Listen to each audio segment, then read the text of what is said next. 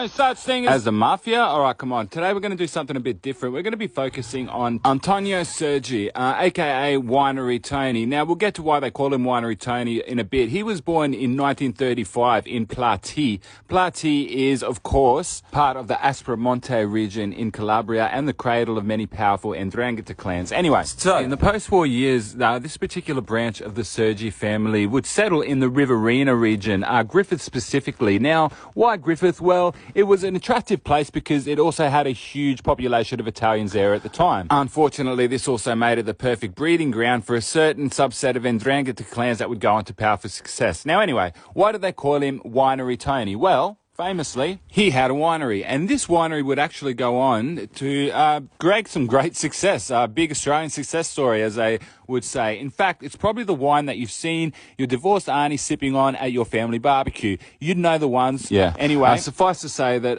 particular, let's say, conditions in the Riverina from about the 1940s to the 1970s created some very ideal conditions for a handful of Calabrian clans to, start moving and shaking. So now, Winery Tony Sergi himself would actually die in 2017, tragically, survived by many family members. Now, why are we making a video on him? Well, we're going to focus on his legacy, but also let's remember his family. Now, his uncles and his father, therefore, came from a very prominent family of Calabrians. And it was this family's ability to negotiate between this guy, Pietro Calipari, old Nick Calipari there, and this guy, old Little Cheese Frank, using the famous photo of him there. Anyway, Pietro Calipari was the leader of what would be considered the early 'Ndrangheta cell in Griffith. And Little Cheese Frank Barbaro, well, he represented the interests of probably what was the strongest branch of the Barbaro family in Australia at the time. But the way that the Sergi family would go on to navigate things, especially through young Tony,